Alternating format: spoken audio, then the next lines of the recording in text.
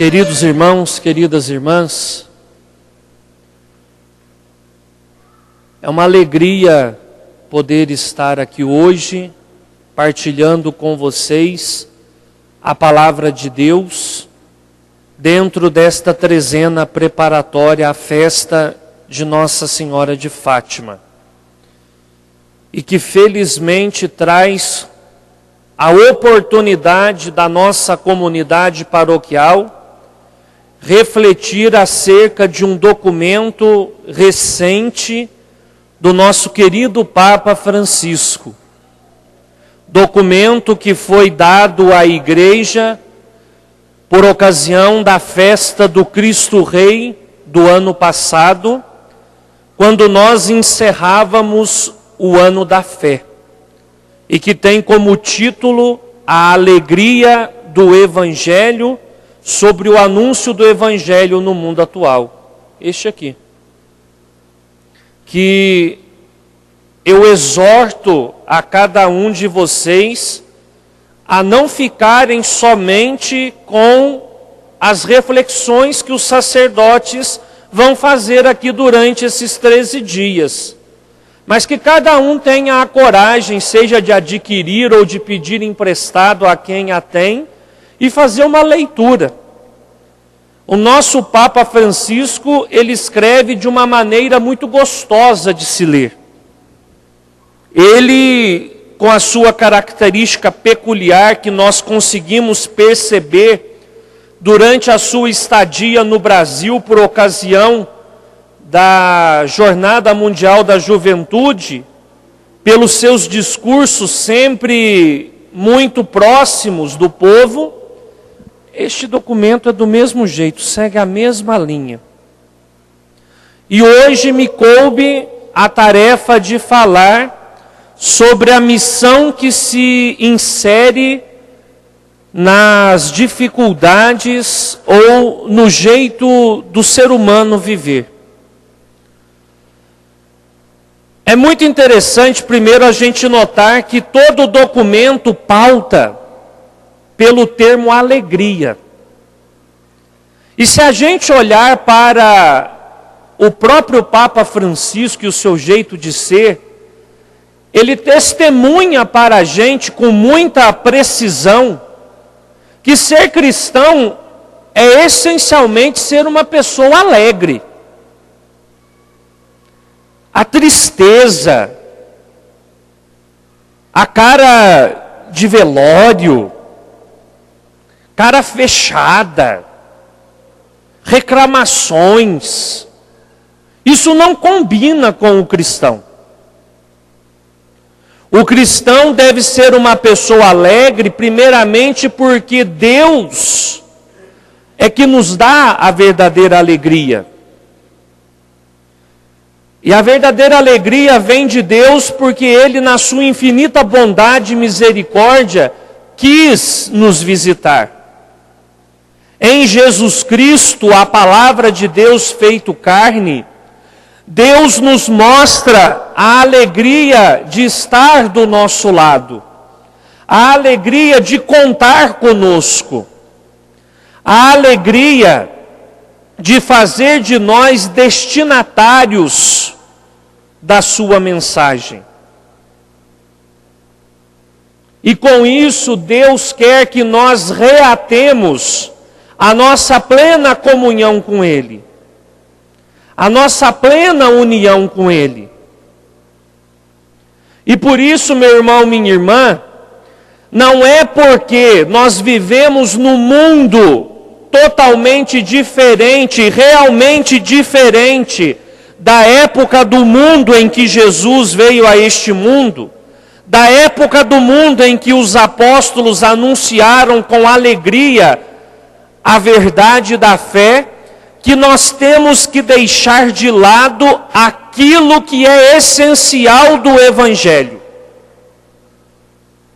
Eu não posso tentar adequar o Evangelho naquele intuito de querer angariar mais fiéis, pegando somente aquilo que convém do Evangelho, para que nós tenhamos igrejas repletas, abarrotadas de pessoa, mas deixando de lado o essencial do Evangelho. Aquilo que é imutável, ou seja, aquilo que não muda, aquilo que é verdade antes, com e depois da passagem de Jesus. A palavra de Deus, o Evangelho, a boa nova de Jesus, ela é imutável. O que a igreja é convidada e o que o Papa Francisco convida a todos os cristãos de boa vontade, e não só os sacerdotes, é que nós tenhamos a audácia, sem perder a essência, de atualizar a nossa linguagem, de atualizar a nossa maneira de anunciar Jesus nas diversas situações do mundo que nós vivemos, do mundo atual no qual nós nos encontramos. Aliás, basta nos ver que o próprio Jesus no Evangelho de hoje nos dá o exemplo de como chegar às pessoas. O texto de Lucas que nos narra o caminhar de Jesus com os 2 discípulos de Emaús deixa bem claro que se eu quero chegar ao coração do destinatário do Evangelho, primeiro eu tenho que entrar na lógica da vida dele. Não chegar com imposição de leis, não chegar com imposição de doutrinas, mas primeiro levar a pessoa a abrir o seu coração para acolher aquilo que é essencial, o próprio Jesus.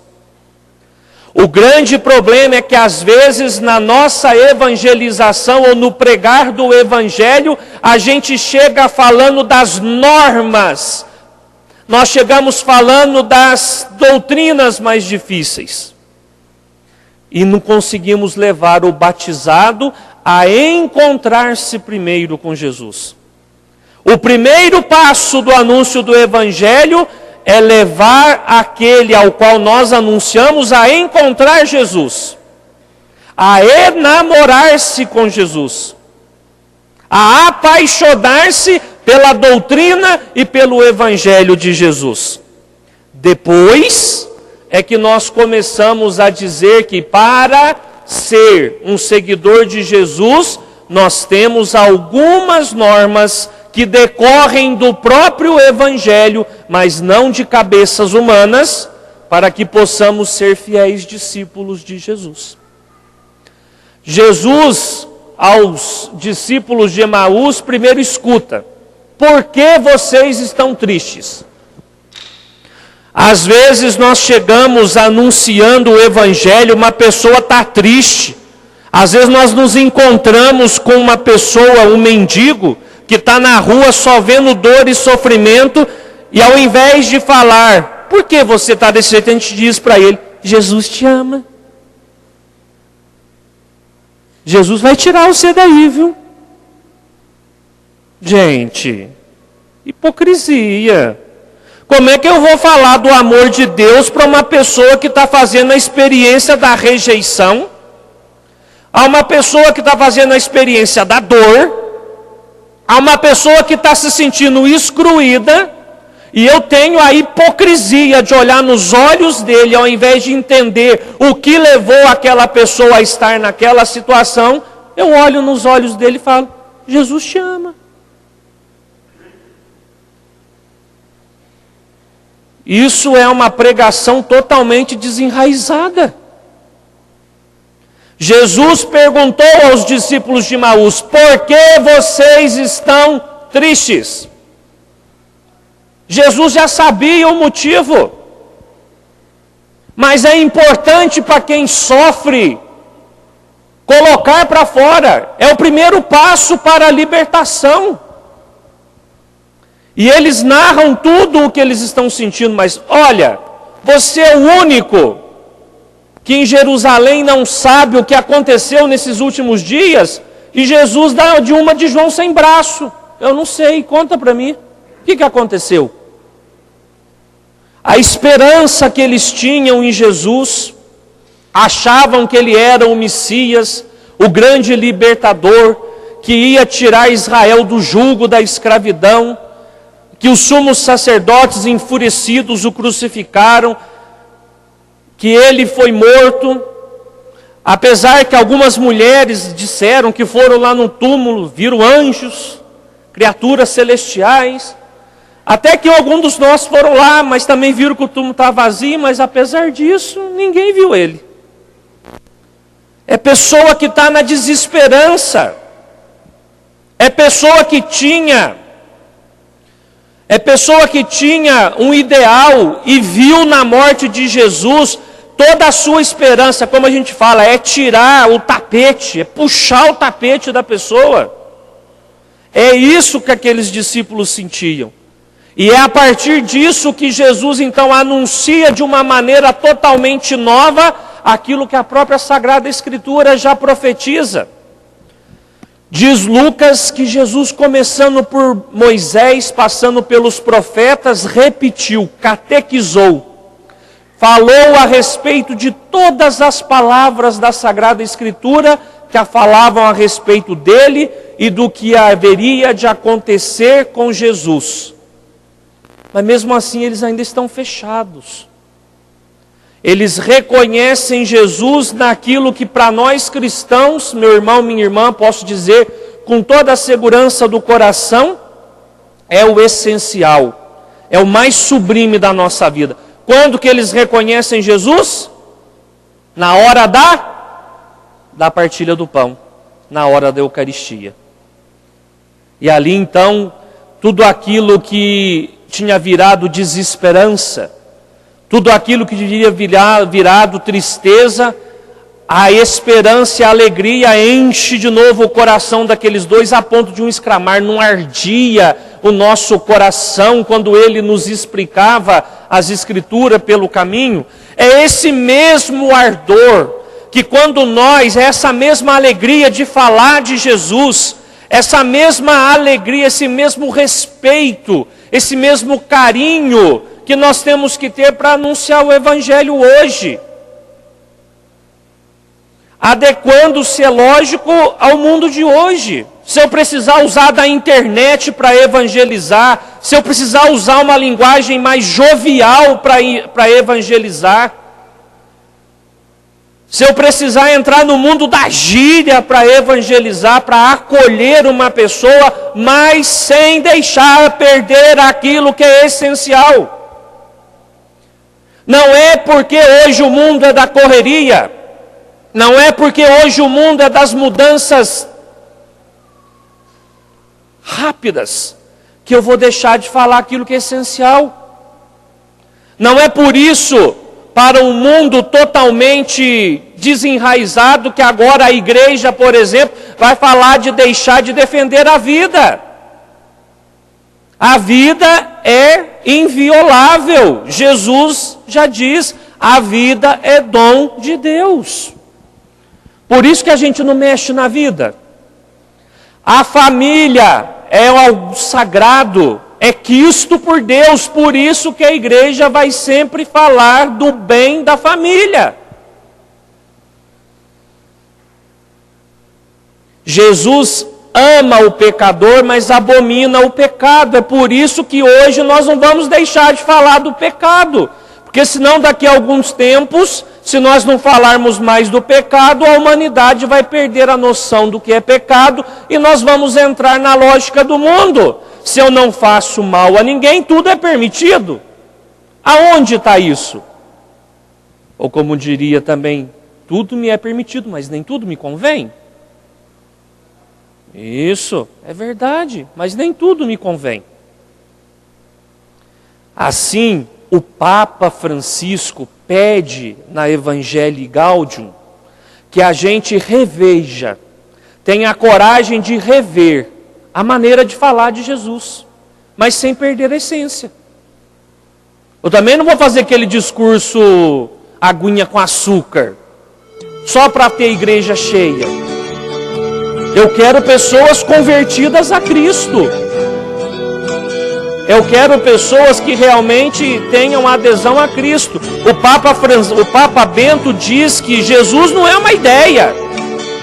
Jesus não é uma corrente filosófica. Jesus é uma pessoa. E nós seguimos uma pessoa. E a alegria é o encontro com uma pessoa. E como eu acredito em providência, prestar atenção no salmo que foi cantado. Por diversas vezes o salmo falou felicidade, alegria, alegria, felicidade, felicidade, alegria. É muito triste olhar para um cristão e ver ele com cara de velório, com cara de sexta-feira santa. Olha, sinceramente, se eu não fosse cristão e olhasse para alguns cristãos por aí, sinceramente, não me daria vontade de converter, mas nem com a vaca tussa. Eu com a vaca tosse. Quem não acredita, eu já vi vaca tossir. É verdade. Mas, sinceramente falando, eu mesmo, vendi que eu tenho uma cara que eu acho que se alguém olhasse para mim, eu falasse, olha, não vale a pena ser cristão. Na mesma hora eu já mudo o meu rosto. Porque não convém. Sinceramente, gente, olha, Jesus não é fardo, o Evangelho não é fardo na nossa vida. Eu gostaria de partilhar com vocês uma citação que ele fala aqui, que é Santo Tomás citando Santo Agostinho. Então, olha, o Papa Francisco citando Santo Tomás, que cita Santo Agostinho. Então, são 3 homens de peso, né? Presta atenção. E citando Santo Agostinho, ou seja, Santo Tomás, observa que os preceitos adicionados posteriormente pela Igreja se devem exigir com moderação, para não tornar pesada a vida dos fiéis, nem transformar nossa religião numa escravidão, quando a misericórdia de Deus quis que nós fôssemos livres. Santo Agostinho.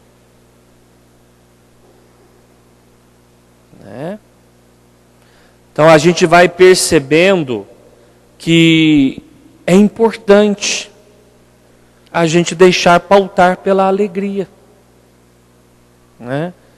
E eu creio que o grande legado que o Papa Francisco vai deixar para a nossa igreja com o seu papado é realmente essa simplicidade, sem ser simplório, mas na simplicidade, e aliás, Deus é um ser totalmente simples, nós que o complicamos. Então, na simplicidade, nós temos a alegria de testemunhar Jesus Cristo com a vida. Eu creio que ele deve estar deixando muita gente com os cabelos em pés, porque ele não se preocupa com, digamos assim, com as pompas, ele não se preocupa com a questão de segurança. Se ele tem de chegar numa criança, ele vai chegar. Se ele tem que chegar um doente, ele vai chegar. Até porque, me perdoem a franqueza, os seguranças deles que façam o papel deles, né? O Papa não tem que viver em função dos seguranças, os seguranças é que tem que viver em função do Papa. Ué, não é eles que têm que determinar se eu posso chegar ou não até uma pessoa. Eles que me protejam. Só que eu acredito que o Papa Francisco leva em consideração aquela passagem evangélica. Beberão veneno, tocarão em serpentes, mas nada lhe acontecerão, porque são meus discípulos. Outra coisa, não ter medo. Quando a gente tem medo, a gente se acovarda. E no acovardar-se, a gente se entristece. Porque a gente vê que podia ter falado de Deus, a gente vê que podia ter testemunhado Deus, mas no acovardar-se, a gente se entristece, porque a gente não cumpriu a missão da gente. Então, eu deixo um convite para vocês. Não fique só com as 13 pregações que vão ter nessa trezena. Vale a pena ler esse documento. Não é um livro caro, não é um investimento à toa, muito pelo contrário, vale a pena. É um presente do Papa Francisco para nós. Vale a pena. Mas também não basta ler o livro também, depois encaixotar, né? Engavetar lá dentro, né? Mais do que ler, põe em prática. Até porque a exortação apostólica, alguma delas é só dirigida aos padres e aos bispos. Mas essa, pelo que eu tenho lido aqui, o Papa Francisco deixou bem claro, é para todos os cristãos. Não só os bispos e os padres. É para todo batizado. Amém? Deixa eu ver se vocês estão com cara de quem está alegre ou com cara de velório. Porque se eu ver cara de velório, eu vou ir puxar a orelha. Deixa eu ver. Deixe-me ver. Isso mesmo, filho. Tem que ser alegre. Deixa eu ver se tem alguém com cara de velório. Até porque os esteticistas dizem que cara feia dá ruga, dá pé de galinha, envelhece, e cara alegre rejuvenesce. Então o verdadeiro elixir da juventude se chama alegria. Sabiam disso? O verdadeiro remédio para a juventude se chama alegria. Vamos repetir comigo? O verdadeiro elixir da juventude se chama alegria. E o verdadeiro cristão é? Amém.